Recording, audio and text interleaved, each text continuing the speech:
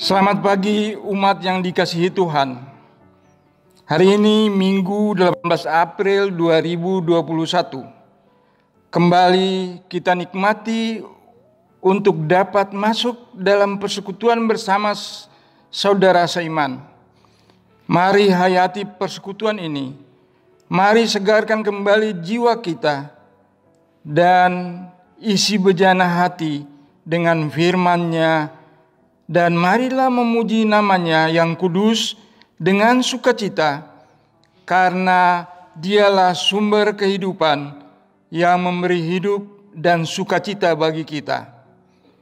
Mari tenangkan hati dan pikiran untuk memasuki persekutuan saat ini.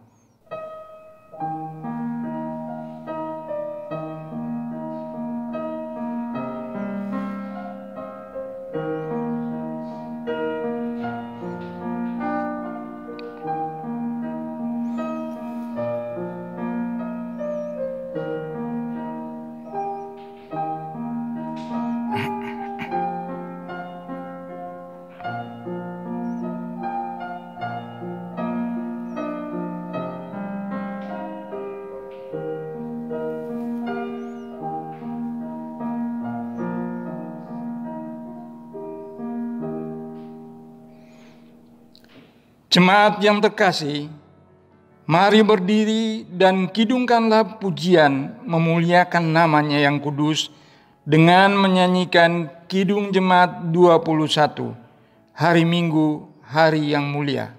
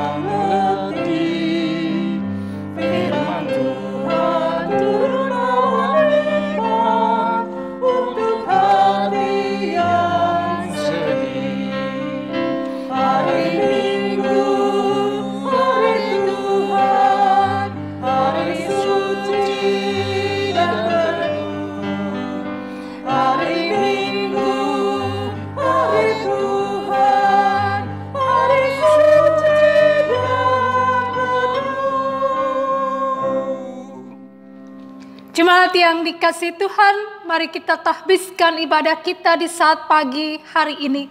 Pertolongan kita adalah dalam nama Tuhan yang menjadikan langit dan bumi.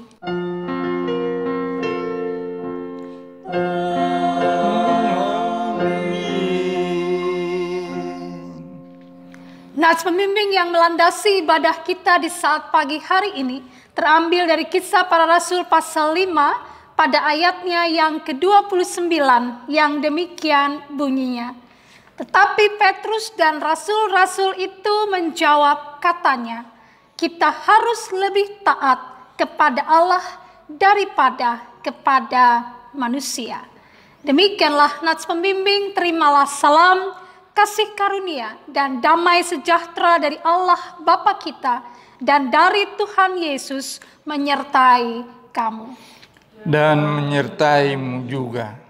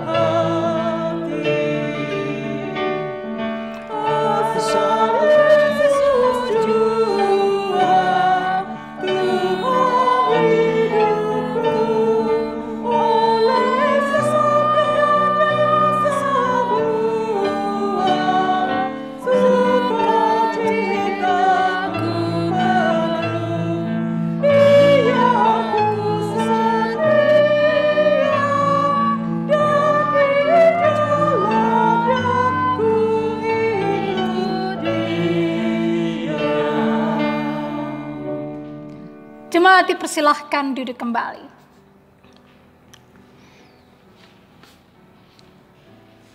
Dengan rasa sesal dan malu, dan dengan kerendahan hati, marilah mengaku akan dosa-dosa kita. Ya Allah, kami menyadari dan mengaku bahwa sungguh dosa dan pemberontakan kami banyak di hadapan-Mu. Dan dosa kami bersaksi melawan kami. Sungguh kami menyadari pemberontakan kami dan mengenal segala kejahatan kami. Kami telah memberontak dan mungkir terhadap Tuhan. Berbalik dari mengikuti Allah kami merancangkan berbagai pemerasan dan penyelewengan. Hati kami mengandung dusta dan melahirkannya dalam kata-kata. Karena itu, kami mohon kepadamu, ya Bapa, ampunilah segala dosa dan pemberontakan kami. Baharuilah kami, supaya kami layak menjadi anak-anak-Mu. Demikian pengakuan umat-Mu. Dengarlah ya Tuhan. Amin.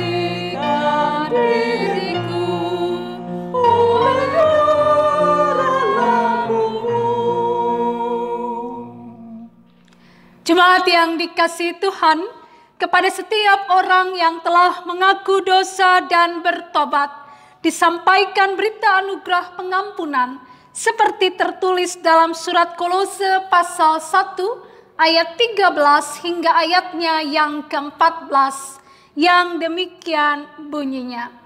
Ia telah melepaskan kita dari kuasa kegelapan dan memindahkan kita ke dalam kerajaan anaknya yang kekasih. Di dalam Dia kita memiliki penebusan kita, yaitu pengampunan dosa. Berdasarkan firman Tuhan ini, maka sebagai pelayan Yesus Kristus kami memberitakan kepada kita sekalian bahwa pengampunan dosa telah berlaku dalam nama Bapa, Anak, dan Roh Kudus. Syukur kepada Tuhan. Amin.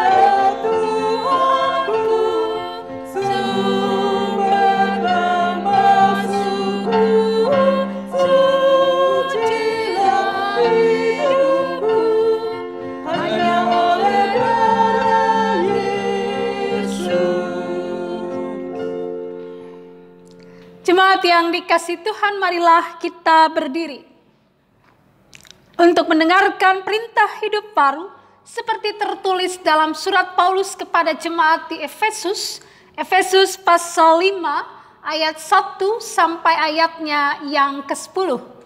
Efesus pasal 5 ayat 1 sampai ayatnya yang ke-10 yang menyatakan demikian. Sebab itu jadilah penurut-penurut Allah seperti anak-anak yang kekasih, dan hiduplah di dalam kasih, sebagaimana Kristus Yesus juga telah mengasihi kamu dan telah menyerahkan dirinya untuk kita sebagai persembahan dan korban yang harum bagi Allah. Tetapi percabulan dan rupa-rupa kecemaran atau keserakahan disebut saja pun jangan di antara kamu, sebagaimana sepatutnya bagi orang-orang kudus. Demikian juga perkataan yang kotor, yang kosong, atau yang sembrono. Karena hal-hal ini tidak pantas, tetapi sebaliknya ucapkanlah syukur. Karena ingatlah ini baik-baik, tidak ada orang sundal, orang cemar, atau orang serakah, artinya penyembah berhala yang mendapat bagian di dalam kerajaan Kristus dan Allah. Janganlah kamu disesatkan orang dengan kata-kata yang hampa, karena hal-hal yang demikian mendatangkan murka Allah atas orang-orang durhaka. Sebab itu, janganlah kamu berkawan dengan mereka. Memang dahulu kamu adalah kegelapan, tetapi sekarang kamu adalah terang di dalam Tuhan. Sebab itu hiduplah sebagai anak-anak terang. Karena terang hanya berbuahkan kebaikan dan keadilan dan kebenaran. Dan ujilah apa yang berkenan kepada Tuhan. Demikianlah perintah hidup baru bagi kita. Kiranya Roh Kudus menolong kita mewujudkan kemuliaan Allah dalam seluruh hidup dan kesaksian kita di dunia.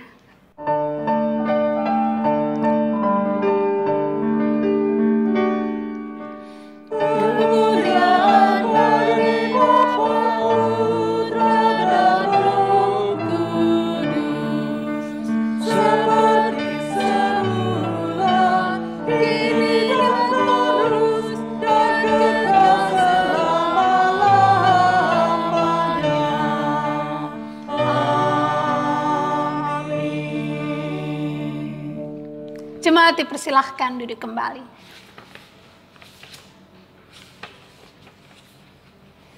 Jemaat yang dikasihi Tuhan, kita akan masuk di dalam pelayanan firman Tuhan.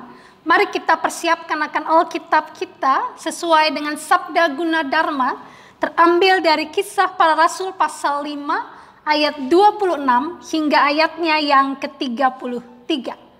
Kisah Para Rasul pasal 5 ayat 26 sampai 33.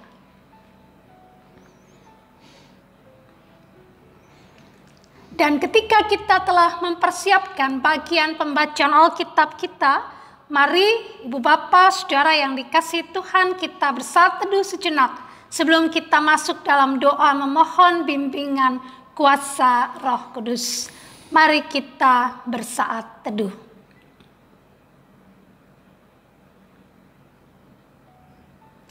Kami mengucap syukur untuk penyertaan Tuhan buat kami dalam hari-hari kehidupan kami.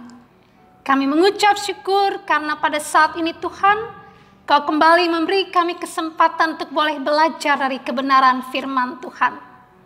Kuasailah kami dengan Roh Kudus, hati dan pikiran kami, sehingga ketika kami membaca Alkitab dan hamba-Mu menjelaskan kepada kami semua, kami ditolong untuk mengerti, dan bukan hanya mengerti, tapi kami juga dimampukan untuk melakukan firman Tuhan dalam kehidupan kami hari demi hari.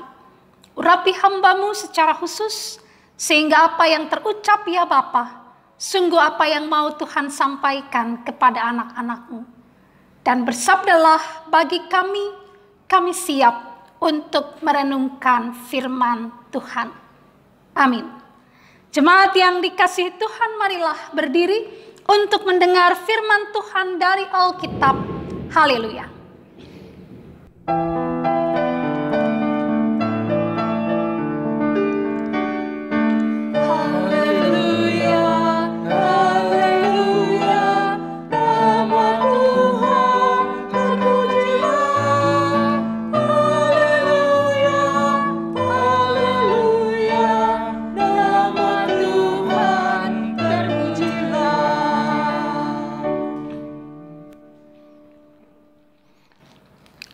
Pembacaan Alkitab dari Kisah Para Rasul pasal 5 ayat 26 sampai dengan 33 yang menyatakan, "Maka pergilah kepala pengawal serta orang-orangnya ke bait Allah, lalu mengambil kedua rasul itu, tetapi tidak dengan kekerasan, karena mereka takut kalau orang banyak melempari mereka.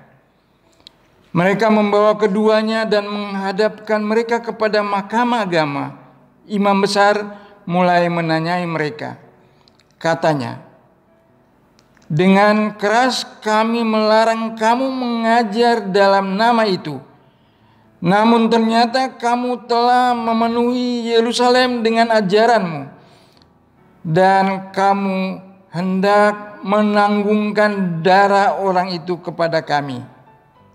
Tetapi Petrus dan rasul-rasul itu menjawab, katanya, 'Kita harus lebih taat kepada Allah daripada kepada manusia. Allah nenek moyang kita telah membangkitkan Yesus yang kamu gantungkan pada kayu salib dan kamu bunuh. Dialah yang telah ditinggikan oleh Allah sendiri dengan tangan kanannya menjadi pemimpin dan juru selamat, supaya Israel dapat bertobat dan menerima pengampunan dosa.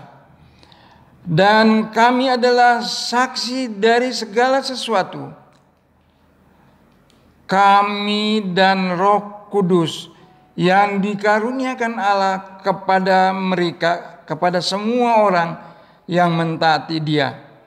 Mendengar perkataan itu, sangatlah tertusuk hati mereka, dan mereka bermaksud membunuh rasul-rasul itu." Demikianlah pembacaan Alkitab. Hendaklah firman Tuhan diam dengan segala kekayaannya di antara kamu, dan ucaplah syukur kepada Allah.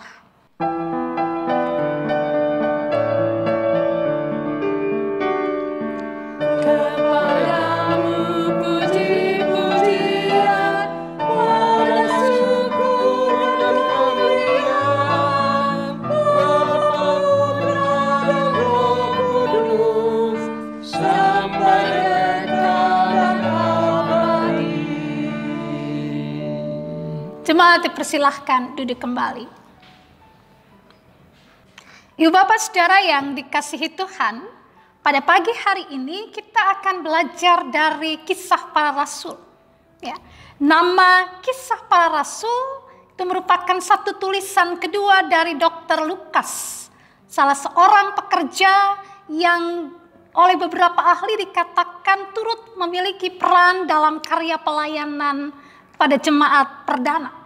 Termasuk di dalamnya dia juga merupakan salah satu rekanan kerja dari Paulus. Kata Kisah Para Rasul sendiri atau nama Kisah Para Rasul sendiri itu merupakan satu sebutan yang diberikan pada abad kedua Masehi. Ya, jadi ketika awal penulisan, penulis tidak memberikan nama terhadap tulisannya itu, tetapi pada abad kedua kemudian mereka memberikan akan nama atau judul dari tulisan Dr. Lukas ini sebagai Kisah Para Rasul. Ketika kita bicara tentang kisah, maka yang ada dalam pikiran kita adalah satu rentetan catatan sejarah. Dan kalau kita perhatikan ibu bapak saudara yang dikasihi Tuhan, bahwa Kisah Para Rasul memang memperlihatkan kepada kita beberapa catatan terkait dengan pertumbuhan, perkembangan, dan kemajuan dari jemaat perdana, ya, jemaat Kristen mula-mula. Dan kalau dikatakan kisah para rasul, maka itu menunjuk kepada para pengikut Yesus atau murid Yesus. Jadi sebutan rasul itu menunjuk kepada pengikut Yesus, dalam hal ini para murid Yesus.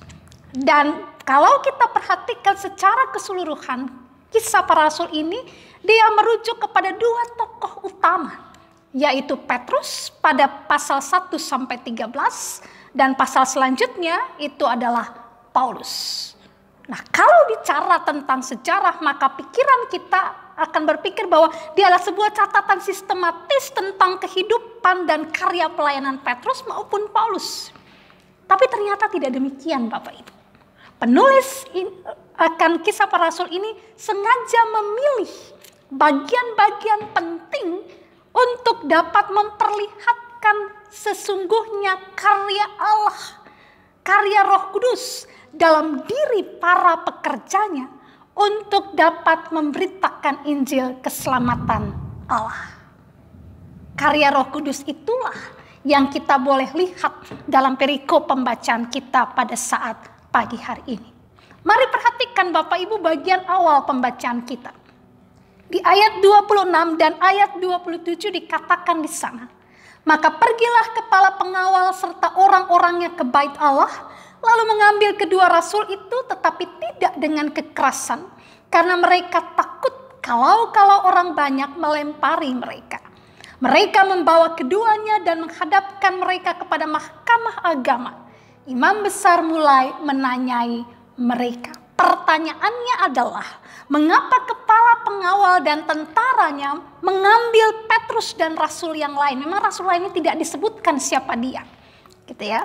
Dan mengapa kepala pengawal dan tentaranya mengambil Petrus dan temannya dari bait Allah dan dibawa menghadap kepada mahkamah agama?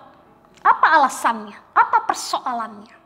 Kalau Bapak Ibu perhatikan perikop sebelumnya pasal 5 ayat 17 sampai 25, maka Bapak Ibu bisa temukan bahwa ternyata sebelumnya Petrus dan teman-temannya itu dimasukkan ke dalam penjara kota karena mereka dalam hal ini imam besar dan para pengikutnya merasa iri hati dengan begitu terkenalnya, populernya, dan begitu disukainya Petrus dan teman-temannya dalam pemberitaan Injil mereka, sehingga banyak orang yang menjadi percaya kepada Yesus.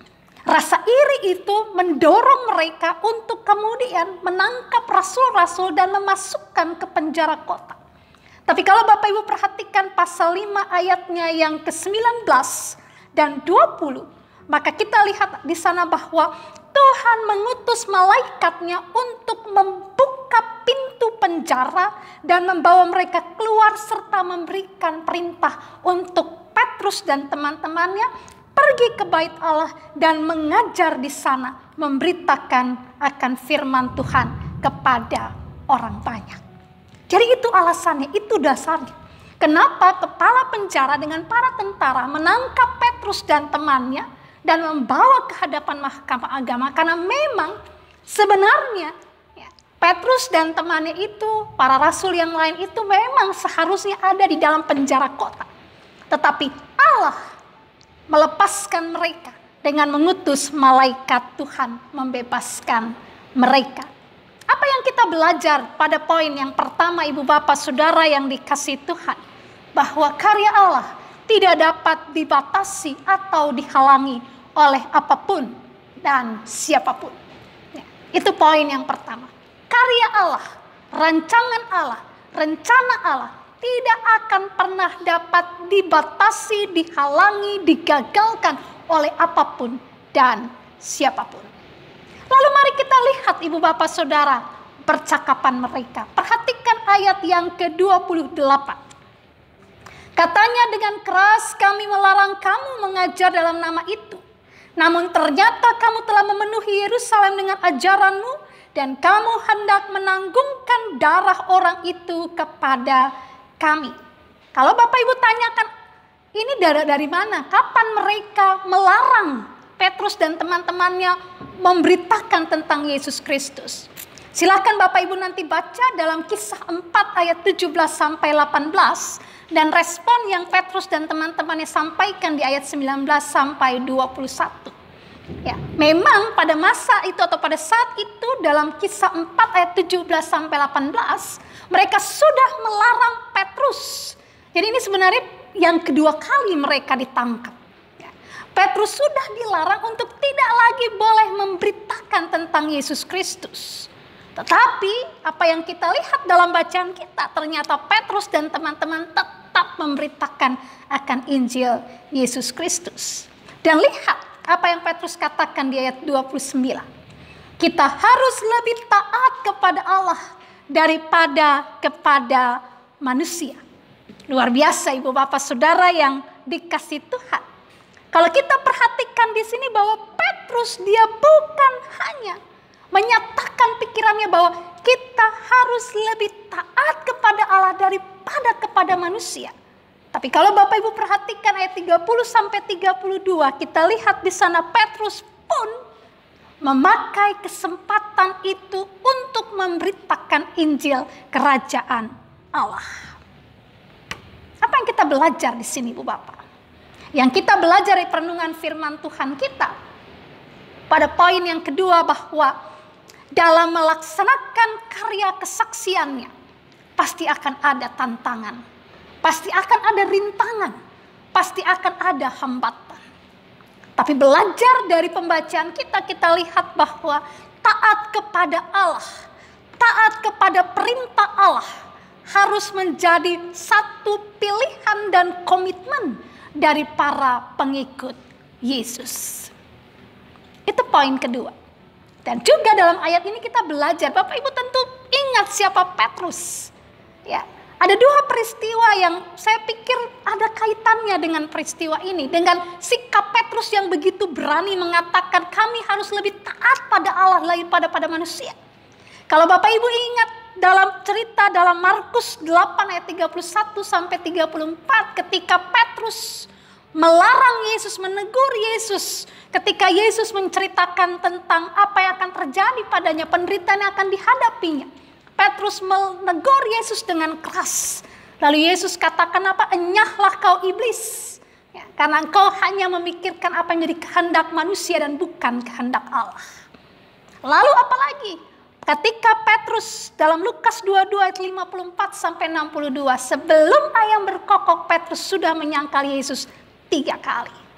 Petrus yang suka menonjolkan diri, Petrus yang suka mementingkan diri, Petrus yang suka memaksakan kehendak, Petrus yang pengecut karena takut kepada orang banyak dan menyangkal bahwa dia murid Yesus, berubah total menjadi Petrus yang berani menyatakan sikap, kami akan taat pada perintah Allah dan bukan pada manusia. Poin kedua ini juga menegaskan kepada kita Bapak Ibu bahwa menjadi pengikut Kristus juga harus juga menunjukkan perubahan hidup ke arah yang lebih baik. Poin ketiga, mari perhatikan Bapak Ibu pada bagian pembacaan kita di ayatnya yang ke-33. Dikatakan di sana, mendengar perkataan itu sangatlah tertusuk hati mereka dan mereka bermaksud membunuh rasul-rasul itu. Ini adalah sebuah respon, catatan penulis tentang respon dari Mahkamah Agama, imam besar dan Mahkamah Agama yang hadir terkait dengan apa yang Petrus sampaikan kepada mereka. Di sini kita lihat Ibu Bapak, hati yang diliputi oleh iri, hati yang ditutupi oleh kedengkian, oleh benci, tidak akan dapat bisa menerima firman, ya, tidak akan bisa menerima koreksi, apalagi mau melakukan perubahan dalam hidup. So, pelajaran ketiga buat kita Ibu Bapak Saudara, ketika orang menutup diri, menutup hati terhadap kebenaran firman Tuhan, maka ia akan semakin jatuh dalam dosa dia akan semakin jatuh ke dalam ketidaktaatan pada Tuhan. Dan akhirnya dia akan binasa karena kekerasan hatinya. So, belajar di sini Bapak Ibu. Kita belajar untuk mari buka hati kita terima firman, koreksi diri, dan berubahlah dengan tuntunan Roh Kudus. Hari ini di hari Minggu ketiga Paskah, ketika kita merenungkan firman Tuhan ini, maka 3 butir kehidupan dalam refleksi kita yang pertama, bahwa karya Allah dalam hidup seseorang, karya Allah dalam hidup manusia, karya Allah dalam hidup seluruh ciptaan tidak akan pernah dapat digagalkan atau dibatalkan atau dihalangi oleh siapapun dan apapun. Karena Allah berkuasa. Poin pertama. Refleksi yang kedua yang kita lihat Ibu Bapak Saudara, bahwa menjadi pengikut Kristus berarti taatilah Dia. Karena itu adalah sikap hidup sebagai seorang pengikut Kristus. Akan ada tantangan, akan ada rintangan. Bahkan mungkin saja ketaatan kesetiaan kita pada Tuhan berdampak kepada kita akan mengalami pergumulan. Tapi ketika kita tetap setia, maka Tuhan dengan Roh-Nya akan memampukan kita menghadapi situasi apapun dalam hidup. Ketiga, refleksi ketiga Bapak Ibu, belajar dari perenungan ini kita diingatkan bahwa perubahan hidup harus diperlihatkan. Dan untuk bisa berubah dalam hidup, maka kita harus membuka hati, buka pikiran, terima firman, terima koreksi, melakukan evaluasi diri, dan melakukan perubahan-perubahan dengan tuntunan Roh Kudus. Dengan cara itu, kita akan memperlihatkan diri sebagai pengikut-pengikut Tuhan yang setia dan bertindak dalam kebenaran. Tuhan Yesus beserta kita sekarang dan selamanya. Amin. Jemaat yang dikasihi Tuhan, merespon firman Tuhan ini, mari kita kidungkan pujian dari Kidung Jemaat 429 diawali pemandu lagu.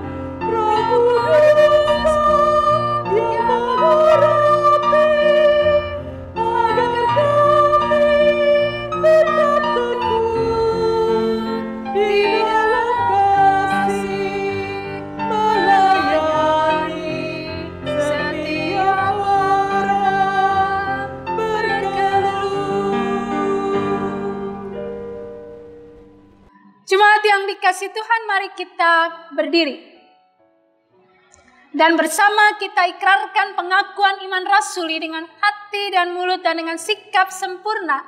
Bila masing-masing kita berkata, aku percaya kepada Allah Bapa yang Maha Kuasa, Khalik langit dan bumi, dan kepada Yesus Kristus anaknya yang tunggal Tuhan kita, yang dikandung daripada Roh Kudus, lahir dari anak darah Maria, yang menderita di bawah pemerintahan Pontius Pilatus, disalibkan, mati dan dikuburkan, turun ke dalam kerajaan maut.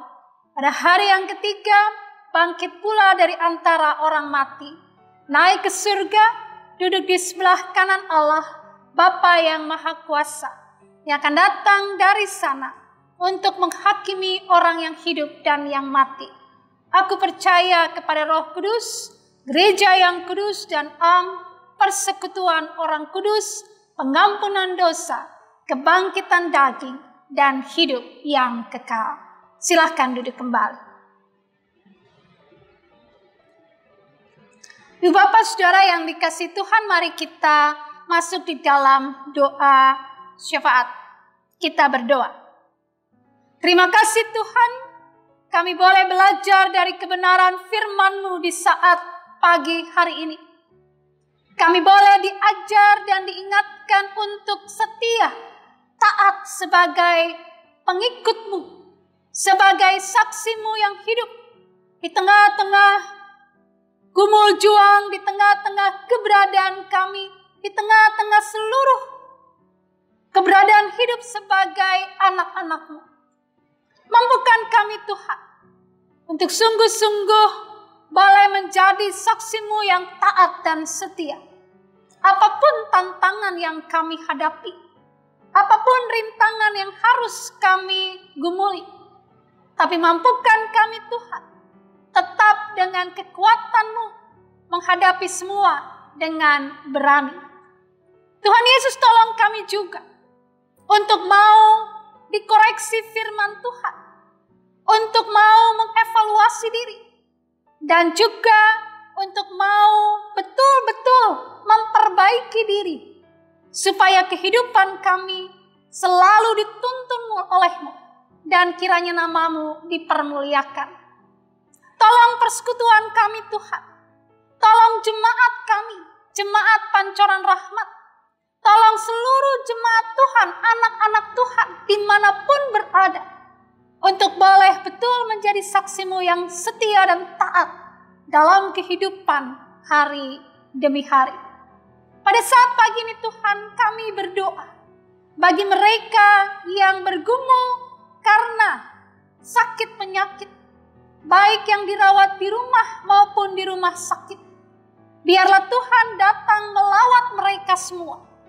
Kami berdoa secara khusus buat Kak Ruth Naibahu, buat Pak Victor Tumansiri, untuk Pak Gamaliel Huta Barat, untuk Ibu Elsia Frans, untuk Ibu Audrey Sahertian, untuk Ibu Popon Simanjuntak, Ibu Yulian Napitupulu, juga untuk Bapak Frederick Sahertian dan Bapak Benyamin Sumah, Bapak Simbolon.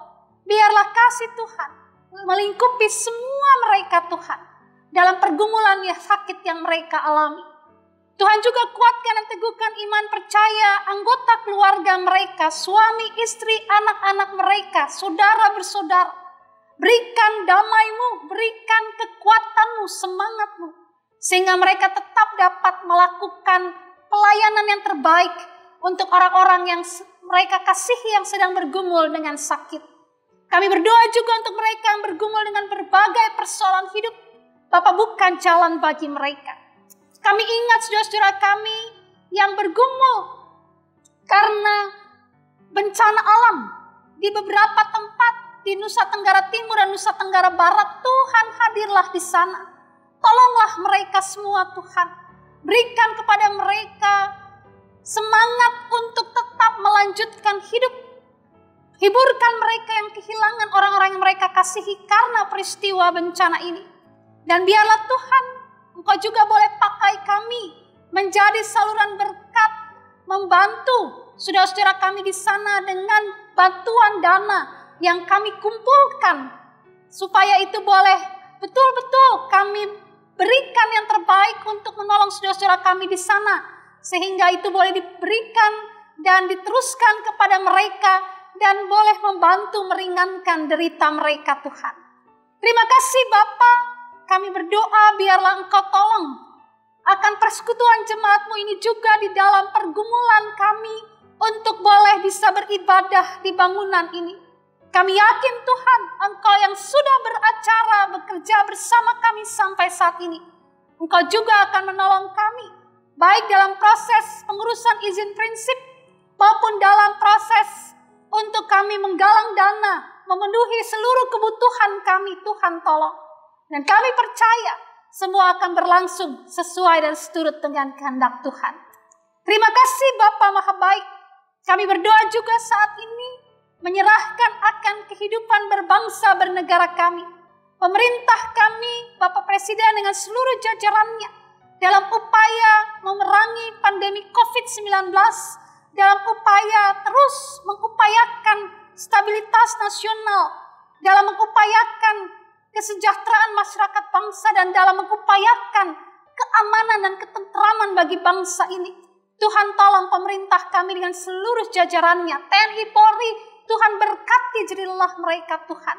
Setiap upaya-upaya memecah belah, aksi teroris atau apapun Tuhan, Engkau yang hancurkan mereka sesuai dengan kehendak-Mu. Engkau berperkara dengan mereka. Dan kami pertaruhkan keamanan, ketentraman, ketertiban bangsa kami dalam tangan kasih Tuhan. Kami berdoa untuk pemerintah Kota Depok, tolong mereka melakukan yang terbaik untuk dapat mengupayakan kesejahteraan masyarakat bangsa yang mereka pimpin.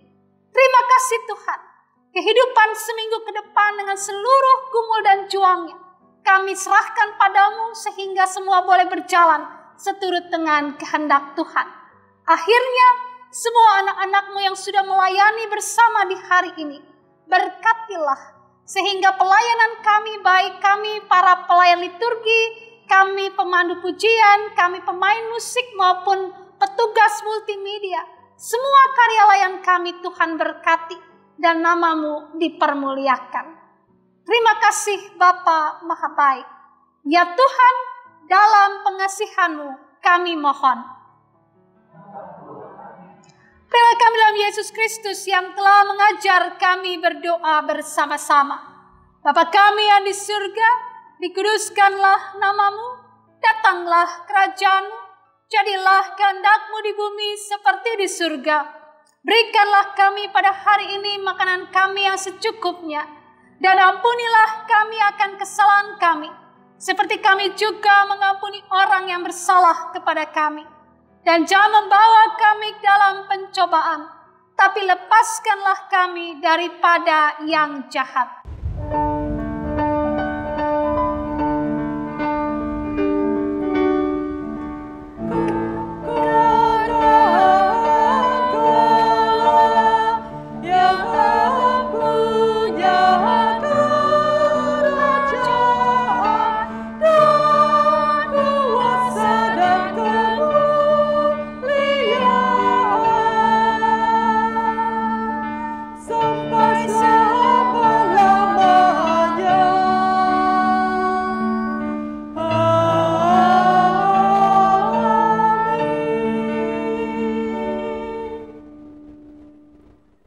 Jemaat, marilah kita mengucap syukur kepada Tuhan dengan memberi persembahan kepadanya.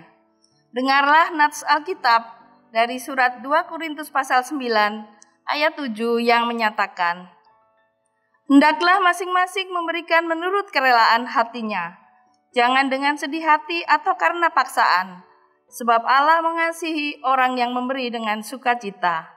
Tuhan memberkati saudara dan persembahan saudara.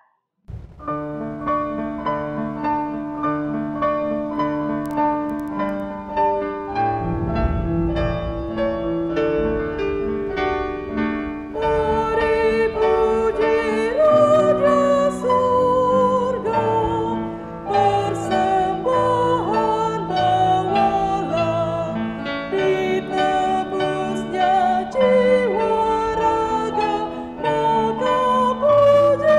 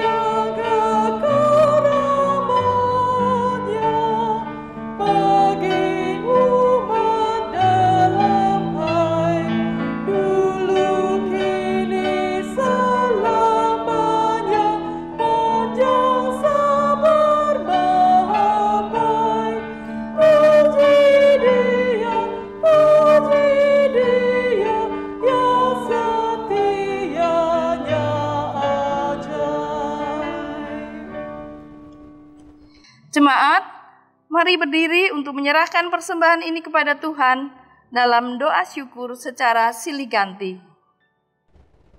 Ya Allah, kami bersyukur atas kasih-Mu yang selalu memberikan harapan dan damai sejahtera dalam hidup kami. Kepadamu kami persembahkan persembahan persepuluhan, persembahan syukur, dan persembahan sukarela guna pelayanan kasih dan keadilan demi kemuliaan nama-Mu. Terimalah dan kuduskan serta pakailah diri, hidup dan kerja layan kami untuk menjadi pembawa damai sejahtera-Mu kepada sesama dan seluruh ciptaan dimanapun kami berada. Amin. Jemaat disilahkan duduk kembali. Jemaat yang dikasihi Tuhan, sebagai bagian dari pengutusan, maka kami akan menyampaikan beberapa pokok warta jemaat sebagai berikut. Ucapan terima kasih. Majelis Jemaat mengucapkan terima kasih kepada setiap keluarga yang senantiasa mengikuti ibadah hari Minggu dengan mengakses link website Jemaat Pancoran Rahmat maupun melalui saluran YouTube GPIB Pancoran Rahmat, serta para orang tua yang senantiasa mendorong dan mengingatkan anak-anaknya untuk mengikuti IHMPA, IHMPT dengan mempergunakan aplikasi Zoom Meeting maupun Google Meet. Kami juga mengucapkan terima kasih untuk seluruh anggota jemaat dalam kesetiaannya mengikuti ibadah keluarga dan ibadah-ibadah Pelkat. Kiranya semua perenungan firman dalam setiap ibadah dapat menumbuh kembangkan iman percaya kita kepada Tuhan Yesus. Kiranya Tuhan Yesus memberkati kita semua. Anggota Majelis Jemaat dari seluruh jemaat mengucapkan terima kasih kepada pelayan firman dan pelayan liturgi, Ibu Grace Hutubesi selaku pemandu lagu, Saudari Christine Huta Barat selaku organis, dan Bapak Andrew Lakusaba selaku petugas multimedia yang telah melayani dalam persekutuan ibadah Minggu pagi ini. Tuhan Yesus memberkati pelayanan ini. Bidang teologi dan persidangan gerejawi. 1. Ibadah Pelkat GP. Disampaikan kepada seluruh anggota Pelkat GP bahwa ibadah GP akan dilaksanakan pada hari Minggu 18 April 2021 waktu pukul 19.00 WIB sampai dengan selesai. Pelayan firman Diaken Esther Paliama, pelayan liturgi Saudari Windy Taidi. Media aplikasi Zoom Meeting. 2. Ibadah keluarga disampaikan kepada seluruh anggota jemaat bahwa ibadah keluarga akan dilaksanakan pada hari Rabu 21 April 2021. Waktu pukul 19.00 WIB sampai selesai. Pelayan firman Penatua Petra Lesilolo, pelayan liturgi Penatua Ronia Dimalo. Renungan serta tata ibadah dan video renungan dapat diakses melalui link gpibpancoranrahmat.org. 3. Ibadah Pelkat PKP disampaikan kepada seluruh anggota Pelkat PKP bahwa ibadah PKP akan dilaksanakan pada hari Jumat 23 April 2021. Waktu pukul 18.00 WIB sampai dengan selesai. Pelayan firman Pendeta Maggie Huai, pelayan liturgi Ibu Natalia Tuhumena. Media aplikasi Zoom Meeting. Berkenaan dengan ibadah-ibadah yang menggunakan aplikasi Zoom Meeting, maka link ID dan password akan dibagikan kemudian melalui WA Grup Presbiter, Sektor Pelayanan atau Unit Misioner. 4. Ibadah syukur keluarga. Disampaikan kepada seluruh anggota jemaat bahwa ibadah syukur keluarga akan dilaksanakan pada hari Sabtu 24 April 2021, tempat keluarga Baik Kupa, waktu pukul 19.00 WIB. Pelayan firman Pendeta Maggie Huai, pelayan liturgi Diaken Riauna Taidi. 5. Disampaikan kepada seluruh keluarga besar Jemaat Pancoran Rahmat bahwa akan dibuka kelas katekisasi reguler mulai tanggal 25 April 2021. Berkenaan dengan rencana ini, maka bagi Bapak Ibu yang memiliki putra-putri yang ingin mengikuti kelas katekisasi, dapat mendaftarkan diri ke kantor Majelis Jemaat pada setiap hari dan jam kerja dengan mengisi formulir dan melampirkan 1. Fotokopi akta kelahiran. 2. Fotokopi surat baptis bagi yang sudah dibaptis. 3. Fotokopi surat nikah catatan sipil dan gereja orang tua. 4. Pas foto terbaru berwarna ukuran 3 x 4 cm sebanyak 2 lembar. Bidang 4. Informasi dan komunikasi Inforkom. Sidang Majelis Jemaat Triwulan 4 periode Januari sampai dengan Maret 2021. Diundang seluruh anggota Majelis Jemaat untuk hadir dalam sidang Majelis Jemaat Triwulan 4 periode Januari sampai dengan Maret 2021 yang akan dilaksanakan pada hari Sabtu 24 April 2021. Waktu pukul 10.00 WIB sampai dengan selesai. Tempat Gedung Serbaguna, Jalan Dayaguna 1 nomor 55, Mampang. Demikian penekanan warta minggu ini. Untuk warta selengkapnya dapat diunduh dan dibaca melalui gpibpancoranrahmat.org. Terima kasih untuk perhatiannya. Tuhan Yesus memberkati. Jemaat yang dikasihi Tuhan, mari kita berdiri. Bu Bapak Saudara yang dikasihi Tuhan, Minggu Gumul Juang yang baru akan kita masuki. Kebenaran firman telah ditaburkan bagi kita. Mari jadi pelaku firman-Nya, menjadi pengikutnya yang taat dan setia. Dan percayalah bahwa ketika kita taat dan setia, maka Roh Kudus akan menolong kita menjalani hidup sebagai saksinya dalam hidup setiap hari.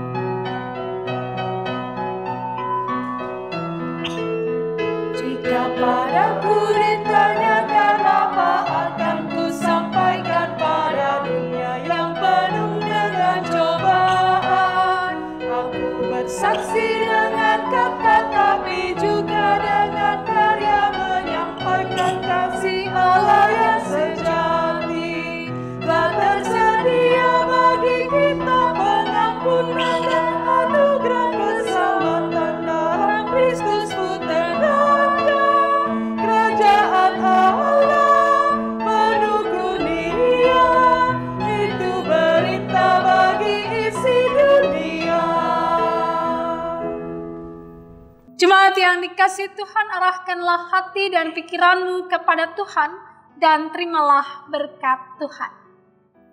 Tuhan memberkati engkau dan melindungi engkau. Tuhan menyinari engkau dengan wajah-Nya dan memberi engkau kasih karunia. Tuhan menghadapkan wajah-Nya kepadamu dan memberi engkau damai sejahtera.